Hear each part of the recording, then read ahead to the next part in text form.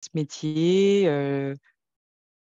J'ai eu la chance de l'apprendre en étant en poste à l'Annecy, où j'ai été la première recruteur recrutée à l'époque. L'Annecy, c'était une grosse start-up. On était un petit peu moins de 300 quand j'y suis arrivée. J'ai appris le métier voilà, un peu sur le terrain comme ça. Avant, j'avais une carrière très fonction publique dans les services du Premier ministre en France où voilà, j'avais évolué sur des fonctions RH, recrutement, mais plutôt génériques. Donc l'arrivée à l'Annecy, ça a été vraiment le focus sur la cyber, l'apprentissage aussi, parce que j'y connaissais absolument rien. Je n'avais absolument pas d'atome crochu sur l'IT. Alors ça m'intéressait comme sujet, mais voilà, j'ai vraiment appris au contact des gens avec lesquels j'ai travaillé à l'époque. Je me suis expatriée fin 2016, voilà, où je suis maintenant au Royaume-Uni où j'ai basculé dans le monde du privé, côté cabinet du coup. Et donc j'ai continué à faire mon métier, mais cette fois en travaillant avec des clients en France pour les accompagner sur le recrutement de profils. Alors principalement en cybersécurité, parce que c'était de là que j'avais mon réseau, mais aussi des profils un peu plus IT ou fonctionnels en fonction des demandes des clients. Donc aujourd'hui, si je suis synchro avec vous. On va parler de la pénurie des compétences, des ressources dans la cyber. Est-ce que c'est un vrai sujet? Alors on a un petit peu discuté avec Mathieu, Waked. C'est vrai tu nous diras un petit peu toi, quelle est ta vision des choses. Je peux peut-être commencer par moi, ma petite analyse à mon niveau côté.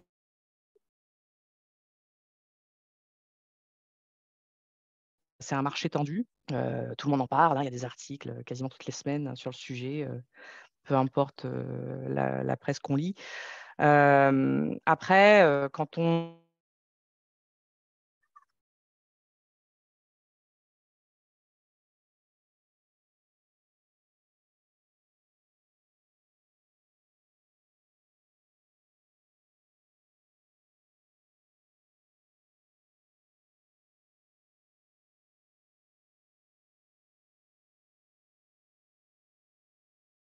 essayer de faire comprendre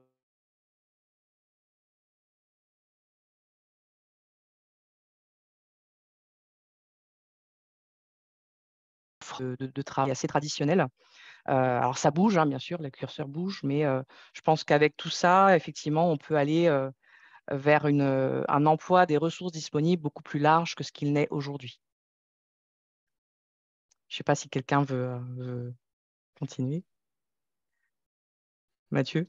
Euh, Yes, ouais. Du coup, comme on discutait avec Nathalie, enfin moi le sujet en fait, je l'ai, on va dire un petit peu nuancé dans le sens où on va dire compétence cyber, ça veut tout dire et rien dire. La partie compétence cyber sur de la compétence cyber en offensif, enfin, sur ce qu'on voit notamment sur les attaques et ce qu'on peut intervenir sur de la réponse à incident, c'est pas du tout en pénurie, ça fait que évoluer et ça évolue de jour en jour et je pense que Wacket pourra en témoigner et certifier que si on se tient pas un minimum à jour de notre base de connaissances, on est assez vite largué. Après, je rejoins Nathalie sur dire recrutement et candidats en cyber et notamment sur ce qu'on peut voir sur le marché français. Il y a effectivement un peu on va dire une pénurie, mais pour moi, en fait, c'est aussi à nuancer dans le sens où on va avoir plusieurs écoles qui vont proposer des formations en 2 et 3 ans et que les candidats ils vont sortir avec en tête qui sont experts forensiques ou experts pentest ou experts cyber, alors que même moi, avec 10 ans d'expérience, je prétends pas être expert dans un de ces 3 domaines-là. On va avoir aussi des profils qui vont pas forcément rentrer dans les cases, c'est-à-dire que beaucoup de sociétés, beaucoup de clients vont rechercher des profils. On sort d'une école d'ingé, on a fait nos armes dans une ESN et du coup on vient à progressé parce qu'on est sorti d'une de ces ESN-là, mais par contre, il y a des tas de profils qui sont soit en reconversion, soit qui sont passionnés avant d'avoir un diplôme, en fait. Et ces gens-là, on les écarte un peu du marché, mais après, on pourra en revenir plus en détail dessus. Je ne vais pas monopoliser la parole et je vais laisser aussi Waké de parler et donner son avis. Hmm. D'accord, bah, très bonne intervention. Je pense que vous avez fait le tour. Je pense que quand on va parler de pénurie, déjà, il faudrait qu'on comprenne de quel poste il s'agit. Parce que comme tu l'as dit, la cybersécurité, c'est vraiment très vaste. C'est comme si on disait, dans le domaine du sport, il nous manque des athlètes. Oui, mais on parle de quel sport exactement? Donc, est-ce qu'on va parler de SOC, de pentester, d'auditeur? Exactement. Ça, pour le moment, on n'a pas la réponse. Deuxième point aussi, c'est la compréhension aussi de la cybersécurité par les entreprises. Derrière, les postes vont être créés pour répondre aux besoins du client. Et derrière, est-ce que c'est réellement de la cyber qu'ils veulent ou bien c'est plutôt répondre aux besoins, comme je vous l'ai dit, d'un client? Moi, en tant que profil technique, si derrière une boîte me propose un poste d'auditeur, ça va me frustrer, surtout quand tu fais des années et des années d'études. Je suis pas là pour faire un truc qui ne sera pas ma formation. Après, pas mal, le système français reste quand même d'embauche dans les pays francophones, comme Nathalie l'a dit, il reste quand même assez traditionnel. Donc, on est toujours sur le système de diplôme. Je ne suis pas très pour ce système, mais je ne suis pas contre non plus parce qu'il fonctionne. Mais après, si vous voulez, au final, est-ce que vous voulez des bacs plus 4, des bacs plus 5, des profils tout fraîchement diplômé, ou vous voulez une personne qui va répondre à un besoin? Et si vous voulez une personne qui va répondre à un besoin, vous n'avez pas besoin aujourd'hui d'avoir une formation de 3 à 4 ans. Ça dépend du type de profil, ça dépend du poste, ça dépend de la solution avec laquelle on va travailler. Aujourd'hui, je pense qu'en 6 mois, un an, c'est bouclé. Je pense qu'en 6 mois, un an, par exemple, on peut former un analyste SOC. On peut le former à travailler avec un CIEM. Quand je prends le cas de Splunk, je pense qu'une formation de 6 mois, c'est largement suffisant. Et derrière, le dernier point, ce serait aussi quels sont les salaires qui sont proposés. Donc, selon tout ça, quand on va comprendre, on va savoir ce que veulent réellement les entreprises. On pourra savoir si oui ou non il y a une pénurie. Mais moi, je pense qu'il n'y en a pas. C'est juste une mauvaise compréhension de la cybersécurité et c'est juste qu'on ne cherche pas les profils adaptés. Ah, mauvaise compréhension de la cyber, oui, méconnaissance tout court. Parce que les gens qui dirigent ce que je vais appeler les clients finaux, ils ont d'autres chats à fouetter que d'aller apprendre ce que c'est de la cyber. Alors, c'est bien d'être sensibilisé, mais on va dire qu'il y a un vernis qui est quand même très, très fin à ce niveau-là. Je ne veux pas généraliser, parce qu'il y a des exceptions, bien sûr, mais je dirais, on sait que le niveau de maturité en cyber en France a encore quelques progrès à faire. Après, tu parlais de besoin, qualifier le besoin. C'est vrai, j'ai vu des gens exprimer des besoins en cyber, recruter des profils, la mission démarre et en fait, dans la réalisation de la mission, on découvre que le profil qui est demandé, c'est pas quelqu'un qui fait de la cyber, c'est quelqu'un qui va en fait résoudre les problèmes techniques que les équipes IT ont au quotidien, qui va essayer de trouver des biais pour que ça marche sur parfois des secteurs où on est, alors si je prends le secteur industriel, où on est sur des machines avec une certaine obsolescence technique, mais qui doivent être adaptées avec un niveau de sécurité qui est assez plutôt moderne.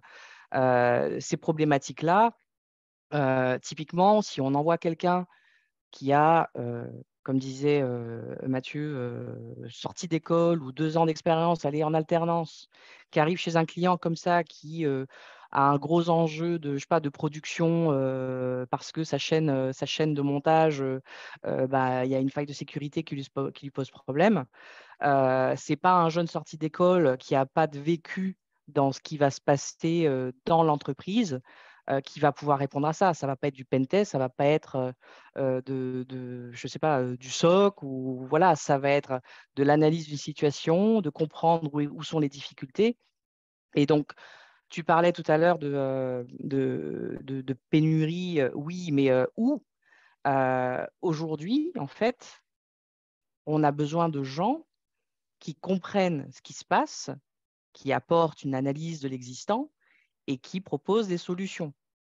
Et cette population-là, elle porte un nom aujourd'hui, c'est le consultant cyber. Tout le monde s'arrache ce profil-là aujourd'hui. Donc, consultant cyber, ça vous parle peut-être, hein, c'est tout ce qui est gouvernance, politique de sécurité, etc. Donc, ils veulent des gens qui fassent l'interface entre des gens qui finalement ne comprennent pas forcément la technique et la technique. Voilà. Après, il y a des histoires de coûts dans tout ça.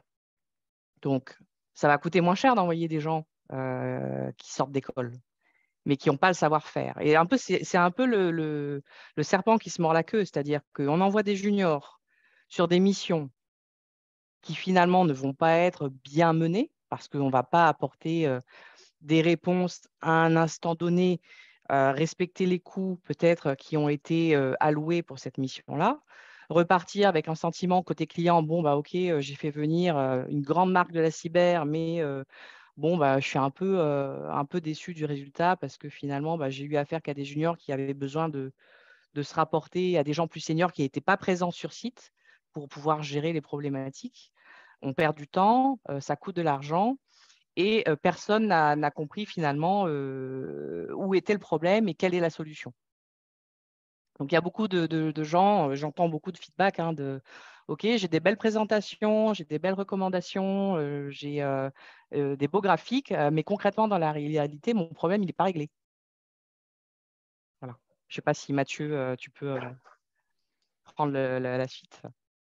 Je reviens. Yes, moi de toute façon, enfin, de ce qu'a dit Nathalie ou ce qu'a dit Waked ou même Steven là, sur le chat, moi je suis entièrement en phase.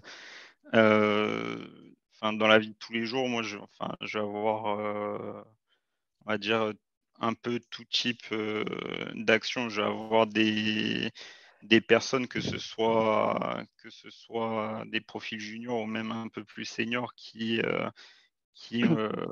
sont pas forcément passionnés et qui sont plus là, on va dire, par nécessité, mais je vais aussi avoir des clients qui vont pas forcément bien exprimer les besoins cyber.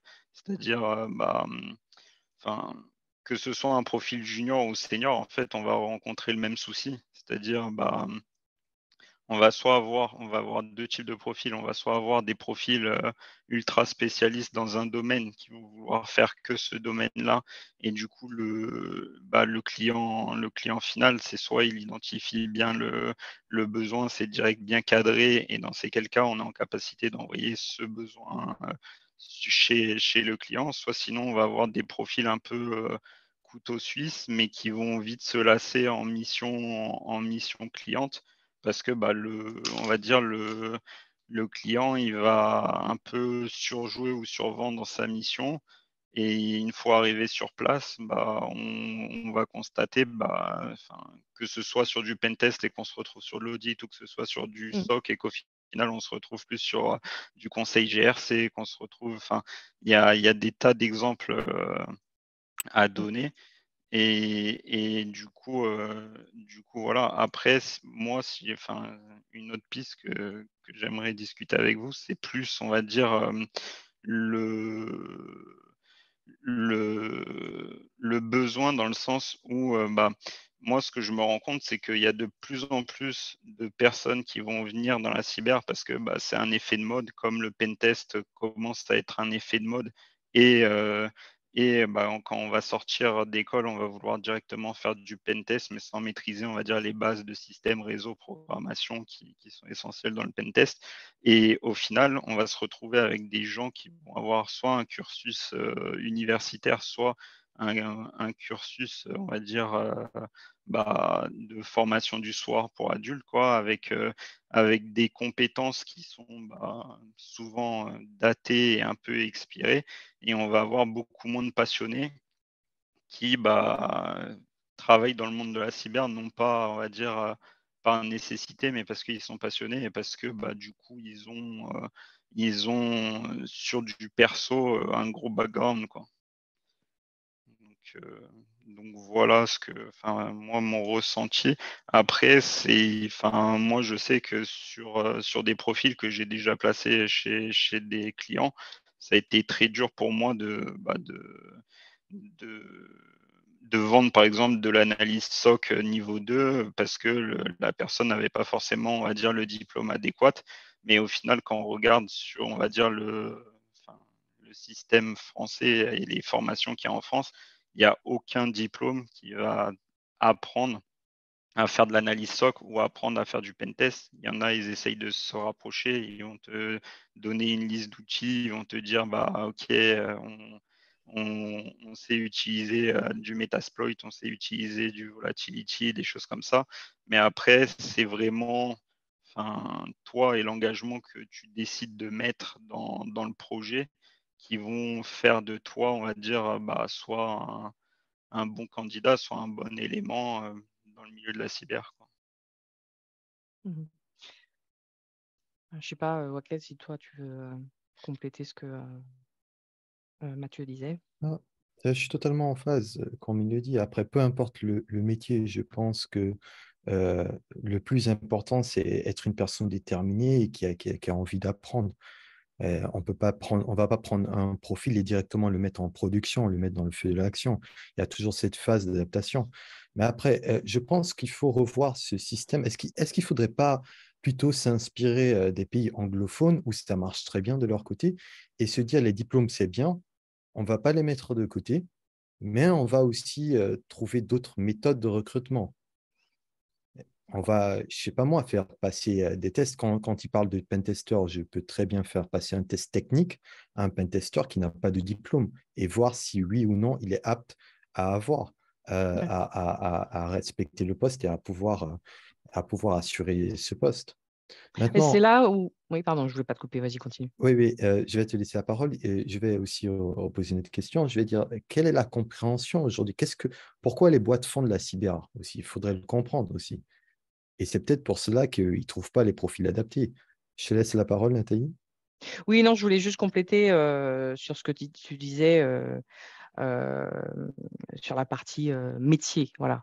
Il y a des gens qui font du pentest. Il n'y a pas forcément de diplôme aujourd'hui qui va dire OK, un tel est compétent en pentest. Je suis assez d'accord. Alors, quoique les choses ont quand même bien évolué ces dernières années, il y a quand même des Mhm, formations mhm. diplômantes, certifiantes qui peuvent accréditer d'un certain niveau aujourd'hui sur ces métiers un peu techniques.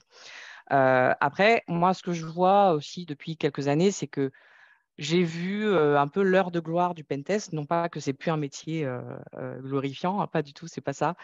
Mais j'ai vu le changement de focus. C'est-à-dire qu'il y a eu une époque où on était, alors ça fait une dizaine d'années que je fais ça, mais il y a allez, 5-6 ans en arrière, peut-être un peu plus, le pentest était un peu le roi du monde, quoi. Le gars qui faisait du pentest, il était sûr d'avoir vraiment des propositions intéressantes avec des jobs intéressants. Aujourd'hui, on veut toujours des pentesters, mais qui sachent faire autre chose.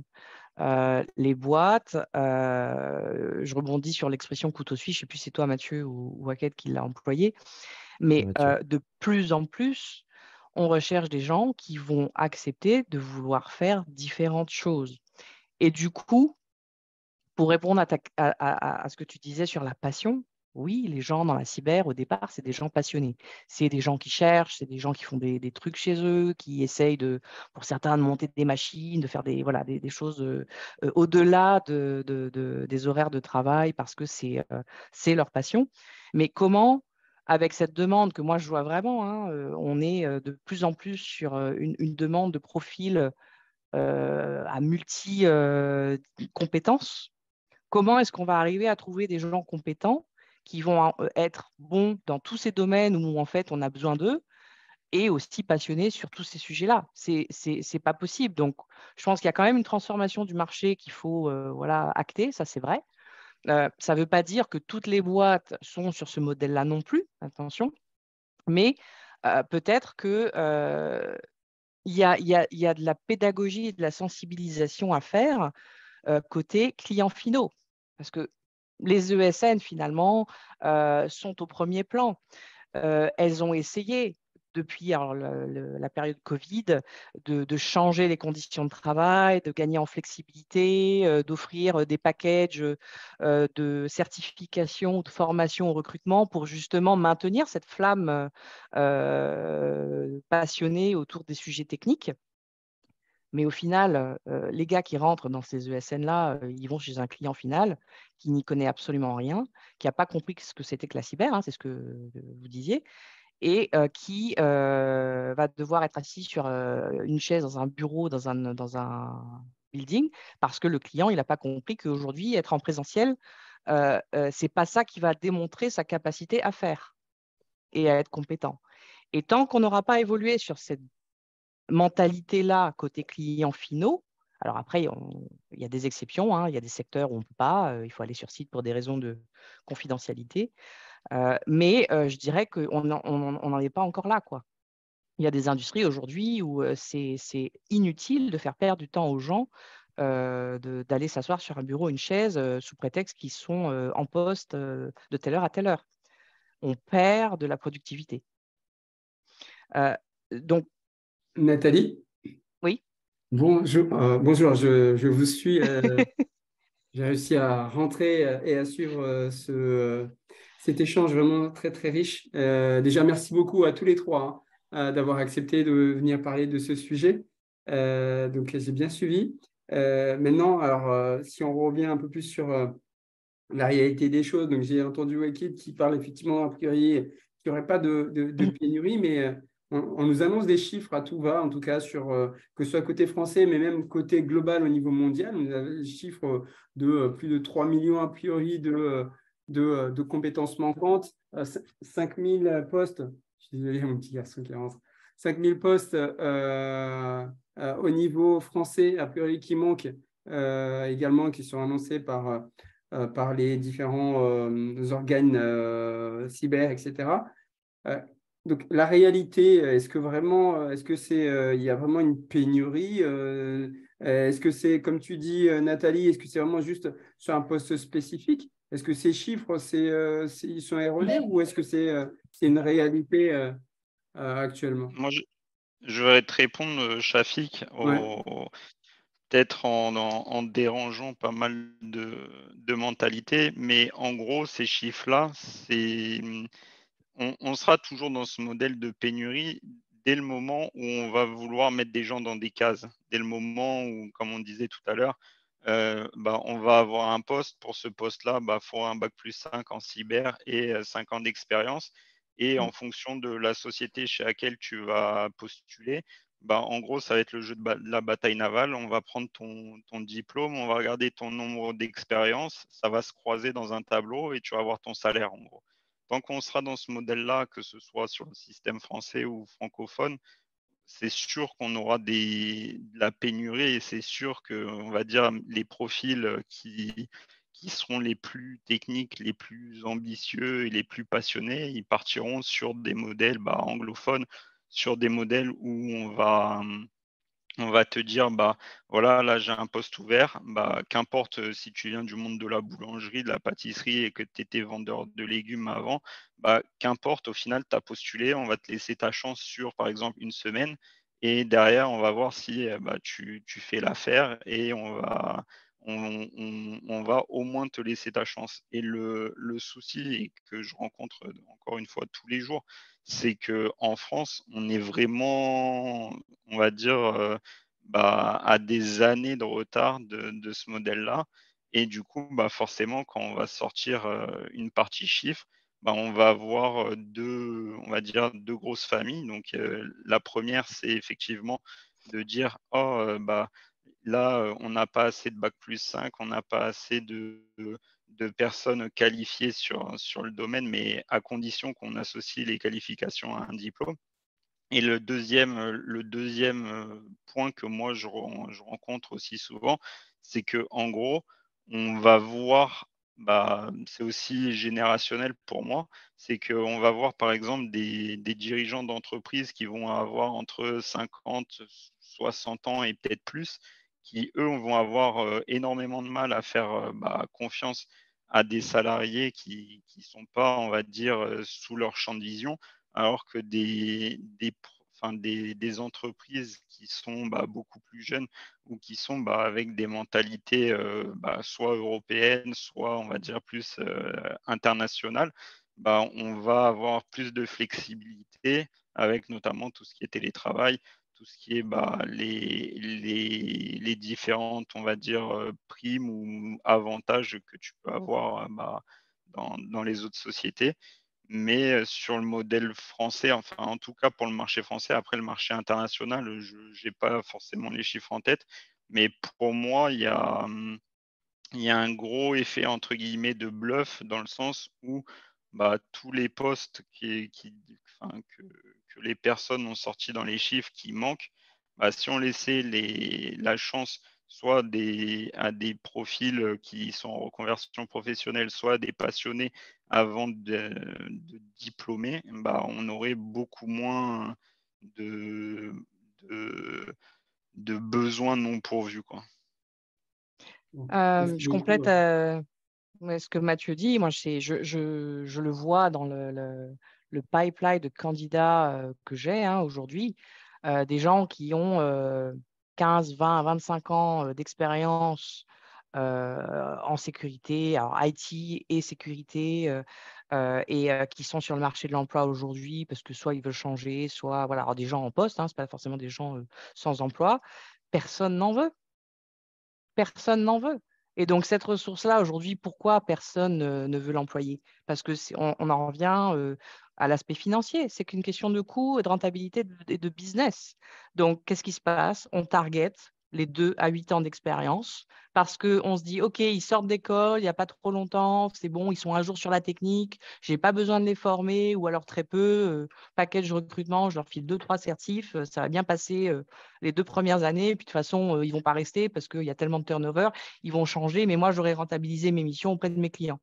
Bon, je ne suis pas dans le secret des projets, mais c'est un peu comme ça que je vois les choses. Et il faut arrêter de targeter les mêmes profils partout. Ok, Et parce que c'est comme ça que la pénurie, elle se crée. ok, merci beaucoup. Wakid, tu voulais réagir? Oui, j'avais une question pour toi. Dans les stats que tu as eu à nous remonter, est-ce que tu as une idée des profils dont il parlait? Quels étaient les tops des profils qui revenaient? C'est une bonne question. C'est un article que j'avais Ça lu il y a pas pourrait nous... longtemps. Savoir effectivement si détailler. Ouais. Déjà que les personnes qui fassent ces statistiques-là sachent qu'il y a plusieurs profils en cyber. Oui. Non, mais exactement, parce que là, bon, on parlait de pentester. Moi, je dis toujours pentester, c'est pas tout le monde qui veut des pentesters. Il faudrait avoir une certaine maturité pour la boîte avant de parler de pentester. C'est Mhm. vraiment c'est tout en bas du tableau des métiers proposés dans le domaine de la cyber.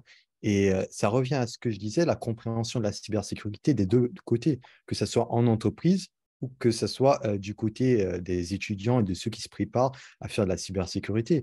Parce que moi, j'ai la chance d'être des deux côtés. Quand je dis cybersécurité, du côté des élèves, c'est toujours un truc où il faut être super calé en maths, c'est toujours un truc super compliqué avec plusieurs écrans, super technique.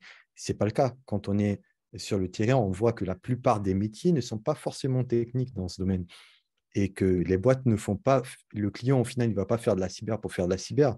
C'est pas réellement pour se protéger, c'est pas réellement pour protéger ses clients, c'est aussi parce que c'est un business, parce qu'il sait que s'il n'y a pas ce profil dans sa boîte, il risque de perdre de l'argent, il risque de perdre des contrats. Voilà pourquoi j'aurais aimé D'accord. savoir de quel type de profil on parlait. Mm. Ok. Je les ai pas, sincèrement. C'est juste. Après, c'est effectivement, comme a dit Nathalie, comme a dit Mathieu, je pense, et je suis en phase avec vous, c'est peut-être effectivement des effets d'annonce balancés dans les médias comme ça. Mais en tout cas, je sais que malheureusement, c'est des choses qui systématiquement chaque année reviennent sur la table en disant voilà, il y a. Donc, c'est pour ça que je me suis dit le sujet est intéressant justement de l'aborder pour justement désacraliser ça et remettre les choses dans le bon ordre.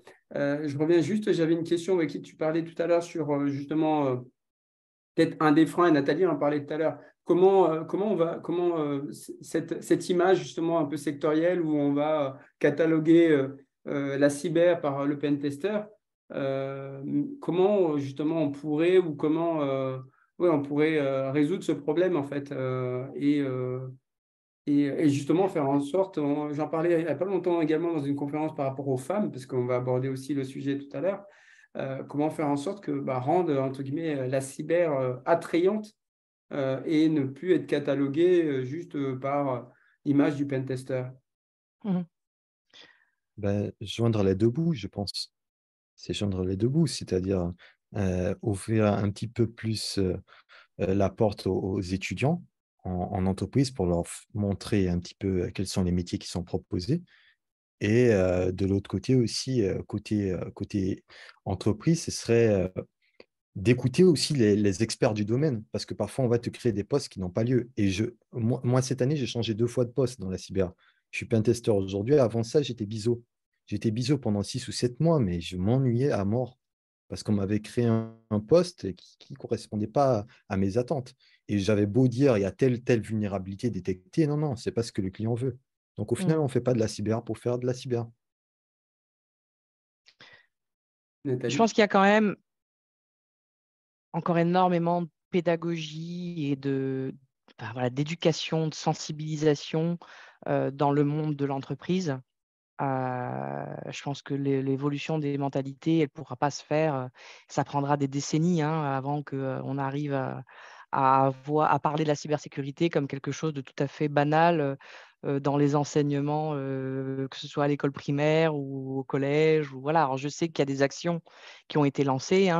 J'ai un peu suivi de loin les actions, je crois, de l'ANSSI avec le ministère de l'Éducation nationale. Alors, je ne sais même plus si ça s'appelle comme ça aujourd'hui, mais enfin, voilà, je sais qu'il y a des choses qui se font et qui vont améliorer tout ça pour le futur. Mais en attendant, il y a quand même un écosystème disponible et je trouve dommage aujourd'hui que les acteurs du domaine ne prennent pas cette responsabilité-là, finalement, de continuer à éduquer, à sensibiliser et que ça reste un petit peu du domaine du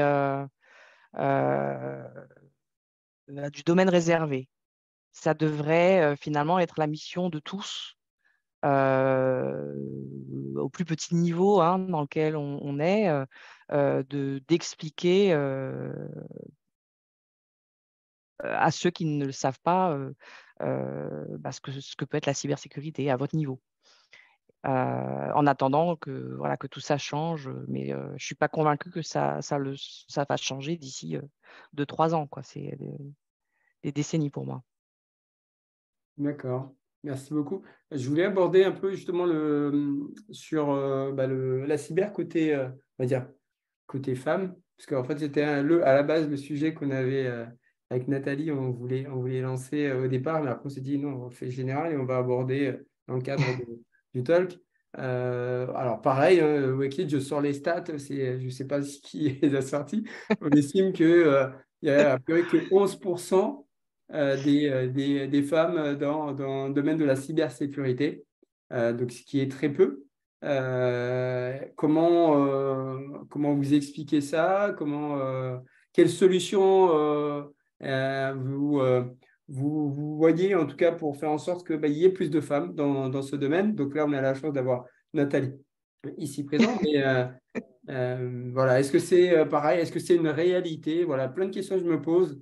Est-ce que c'est vraiment une réalité également sur ce fait que il y a très peu de femmes dans ce domaine, etc. Et vos solutions? On va aborder des sujets philosophiques là, Shafik. Pas de souci. Pour moi, c'est pas que la cyber. Ouais. C'est Oui. un Et sujet si plus on global. ciblait juste la cyber, par J'allais le exemple? dire, c'est sensible ce sujet. Non, mais alors c'est vrai, oui. Moi, les gens avec qui je parle, oui, je parle à des femmes, mais c'est vraiment très très peu, quoi, très très peu. Ce que je peux constater effectivement sur le marché, c'est qu'il y a une vraie volonté de pallier à ce gap, mais ce gap-là, il n'est pas du fait de l'entreprise, il est du fait de la société, de l'éducation, du milieu d'où l'on vient. Et j'ai envie de te dire, si on veut changer les choses, en fait, il faut arrêter de parler bleu pour les garçons et rose pour les filles à l'école ou à la maison. Les poupées pour les filles à la maison et les trains et les bagnoles pour les petits gars. Euh, c'est là que ça commence. Et donc, honnêtement, je trouve très courageux les gens qui s'emparent de ce sujet et qui travaillent et qui essaient d'améliorer les choses. Il y a le CEF6 que tout le monde connaît peut-être aujourd'hui. Mais à l'échelle de l'humanité aujourd'hui, je ne suis pas convaincue qu'on fera changer la balance ou qu'on la rééquilibrera tant que dans les foyers, tant que dans le système éducatif, peut-être, on n'est pas euh, montré les choses différemment. L'égalité, ça commence par enfin, l'égalité, l'accès aux métiers techniques, parce que c'est en fait de ça dont il est question. On parle de la cyber, mais ça peut être tous les autres métiers où il n'y a pas de femmes ou peu de femmes. Je ne les connais pas, mais on a une idée. Je sais pas, enfin bon, on n'est pas là pour les citer. Mais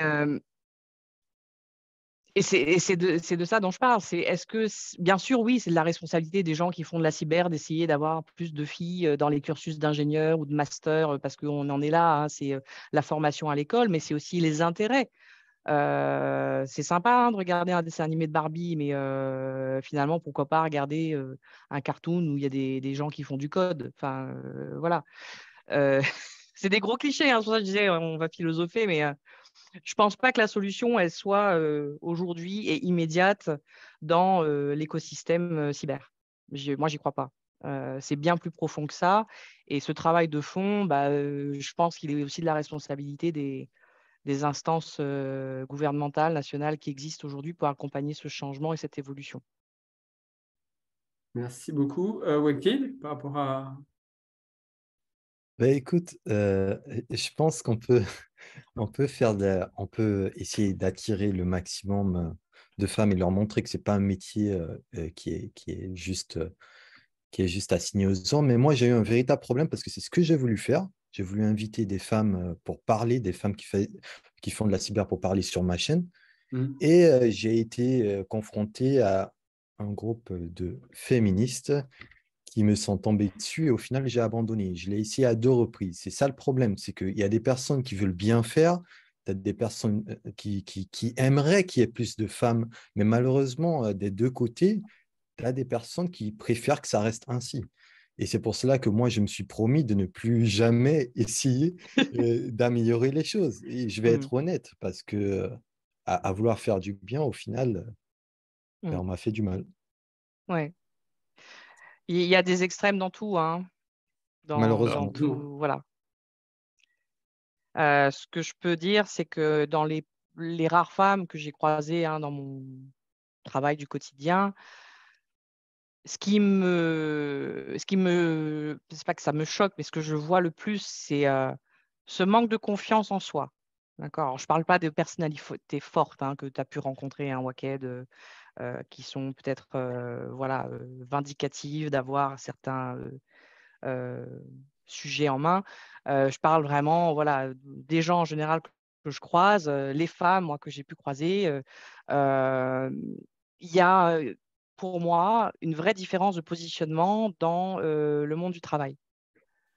Est-ce que c'est un manque de confiance? Est-ce que de confiance en soi, pardon, pour pouvoir s'exposer et y aller et dire, voilà, et exiger aussi peut-être des positions dans les sociétés qui font qu'elles vont évoluer autant et je dirais même plus que certains hommes, voilà, avec des compétences supérieures. Euh, je pense qu'il y a encore une fois, c'est des grosses généralités, donc c'est un petit peu difficile de parler comme ça, mais euh, j'ai envie de leur dire, mais prenez un coach, les filles, allez-y, quoi. Ayez les crocs. C'est pas parce que vous rasez les murs que demain vous allez réussir, quoi. Donc parlez, faites-vous entendre. Vous avez une voix, vous avez des capacités, des compétences, des savoir-faire. et de savoir les mettre en valeur, c'est tout un art et c'est un apprentissage. Et je ne sais pas pourquoi moi je vois cette différence-là. Je ne suis pas voilà, spécialiste, mais il y a clairement une différence de positionnement, je trouve, en général, dans les femmes au travail et les hommes au travail. Euh, euh, donc, si j'ai un message à leur faire passer, s'il y a des femmes qui se retrouvent un petit peu dans ce que je décris là, prenez un coach, quoi. Prenez un coach. Oui, Et merci beaucoup. sortez-les, les mots. Oui, merci. Je vois la réaction de Nat qui est avec nous là. Donc, il y a des féministes, mais il ne faut pas généraliser, éviter aussi la discrimination positive. Il faut aussi savoir détecter les potentiels et offrir la possibilité à certaines de changer de métier. Oui, Pardon. c'est vrai. La discrimination positive, elle existe. Je l'ai vu aussi. C'est catastrophique. On rentre Elle ensuite fait dans des partie de ces clichés. femmes qui ont cette chance et effectivement, quels sont ces stéréotypes? Et moi, je suis entièrement d'accord Hum, hum. par rapport à ça. Moi, alors pareil, hein, je vais titiller un peu, c'est ma dernière. On marque toujours sur les femmes, on exige souvent, alors je suis désolé, hein, je ne suis pas féministe ou quoi que ce soit, mais on exige souvent, et c'était une phrase qui m'avait marqué, c'était justement, tu parlais tout à l'heure du CEF6, où on demandait on a demandé à la présidente à un moment où on l'a recrutée entre guillemets, de s'adapter au métier qu'elle elle voulait exercer, c'est-à-dire notamment de prouver la capacité, par exemple, à donner l'image. On l'a obligé quasiment à dire à montrer qu'elle était capable de câbler, de mettre en place des câbles réseau, etc., pour prouver qu'elle était en capacité d'exercer le métier d'informaticien. Et moi, je me posais la question, je suis désolé,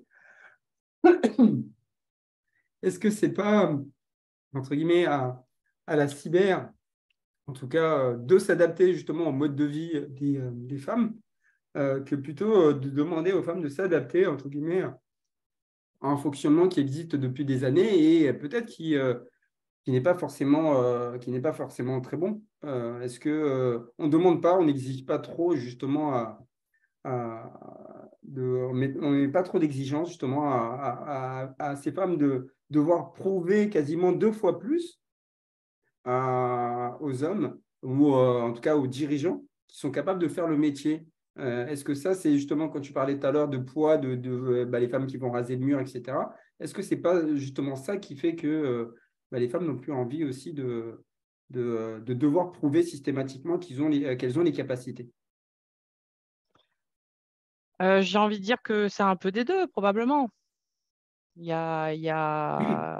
Si on a envie de faire avancer les choses, il y a probablement des efforts à faire des deux côtés pour arriver à rejoindre sur un environnement professionnel qui soit adapté Oui, et qui offre Je parlais de flexibilité au tout début hein, de notre échange. tout à fait. Je vais donner un exemple basique. Demain, tu pars du bureau, tu as tes gamins qui sortent à 3h30 de l'école. Tu es un papa, tu vas aller les chercher. Tout le monde va te faire un peu les gros yeux, mais on va attendre de toi que tu reviennes après au bureau. Je pense qu'il y a énormément de femmes aujourd'hui qui gèrent. Je parle des enfants parce que je suis une maman, mais ça peut être autre chose, quoi. Mais je parle de flexibilité parce qu'on peut être rentable d'une autre manière aujourd'hui qu'en étant au bureau. Et toutes ces problématiques-là, elles sont liées euh, de l'emploi, enfin de la vie professionnelle pour les femmes. Moi, j'aimerais juste compléter ce que dit Nathalie. Enfin, pour moi, en fait, il y a deux choses. En fait, c'est, comment dire, le, l'emploi femme-homme, et pour moi, c'est un peu comme le sujet de l'environnement. En fait, il y a beaucoup de gens qui vont amener des discussions, beaucoup de gens qui vont vouloir parler, et il y a d'autres personnes qui vont faire les choses. Moi, par exemple, je prends mon cas chez Sanquac. Au final, bah, on va dire déjà la moitié de ma population salariale, c'est des femmes. Ensuite, enfin, que ce soit femme ou homme, il y a pas d'horaire, c'est-à-dire qu'effectivement, il y a des objectifs à atteindre. Après, bah, s'il y a un problème de voiture, s'il y a des problèmes d'enfants, s'il y a un problème d'aller chercher, bah, une carte grise ou n'importe quoi, du moment que il soit transparent avec moi, il y a aucun sujet là-dessus. Après, il y a aussi, on va dire, faut casser les codes en fait. Faut arrêter enfin, de dire, bah voilà, là, chez les clients finaux ou chez tel type d'entreprise, effectivement, enfin, c'est pas un sujet d'aujourd'hui. Il y a toujours eu le sujet, que ce soit en cyber ou dans d'autres domaines, que à travail équivalent, la femme n'était pas forcément Mm. payée ou payée à l'équivalent, ou on va dire, dès que on va avoir une relation hiérarchique homme-femme, il va y avoir une certaine population qui va se faire draguer par son employeur et qui va se permettre certaines choses qu'il ne ferait pas avec des hommes. Donc au final, ça pour moi en fait c'est dans les gestes du quotidien et dans les faits qu'on va adopter dans la vie de tous les jours qu'on va pouvoir agir et réduire ces manques, plutôt que, on va dire, discuter comme nos chers politiques peuvent discuter du climat à la COP27, alors que la prochaine, elle sera par exemple à Dubaï. Mais c'est juste une petite aparté, mais au bout d'un moment, il faut juste arrêter, pour moi, après c'est que mon avis, mais pour moi, il faut arrêter les discussions, il faut juste être factuel, Et agir. commencer à changer les mentalités, à agir et à prouver que, en fait, c'est pas nous qui sommes bizarres en adoptant ces nouvelles méthodes, mais c'est juste que sur les anciennes méthodes, on voit que il y a des années et des années de retard, quoi. Mm. Je suis entièrement d'accord. Merci, on arrive à la fin de ce talk. Vraiment super, super intéressant. Merci Nathalie, Wakid et Mathieu. Mathieu, j'ai juste une petite question. Sans Quack, pourquoi sans Quack? Sans quoi, parce que c'est un petit jeu de mots, c'est le début de mon nom de famille, Sanchez, et quack, parce que c'est les problèmes, et c'est juste pour dire qu'en cyber, il n'y a pas de problème, il n'y a que des solutions. Parfait, c'est pas mal comme conclusion. Qu'est-ce que t'en penses, Wakid? Ouais, je pense que c'est super. Et pour finaliser, je dirais, parce qu'il y en a qui a dit il faut casser les stéréotypes, je suis totalement d'accord, il faut casser les stéréotypes et ce serait bien que ça soit fait aussi. Je pense que ce serait mieux que ça soit fait par des femmes. Si des femmes pouvaient prendre la parole aussi pour attirer un maximum dans ce domaine, je pense que ce serait bien. Du côté anglophone, on en a pas mal. Du côté francophone, il y en a très peu. Donc, Ah, je ne sais pas s'il y aura des femmes qui vont suivre ce live, mais prenez la parole, essayez. ouais. Nous, on vous aidera. En tout cas, moi, j'aiderai, vu que j'ai une En petite communauté. tout cas, Nathalie Kalishema a répondu présent. Nathalie, Nat a répondu présent parce que on échange beaucoup et elle viendra au Tech Days l'année prochaine, elle m'a promis. Donc, voilà. Je serai là pour écouter. Merci à tous. Merci Euh, beaucoup, Shafik. Merci vraiment c'est Merci, vraiment super Shafik. intéressant. J'ai enregistré la session pour pouvoir justement partager parce que j'ai trouvé vraiment l'échange très très riche. On va enchaîner tout de suite avec. Je vais juste arrêter.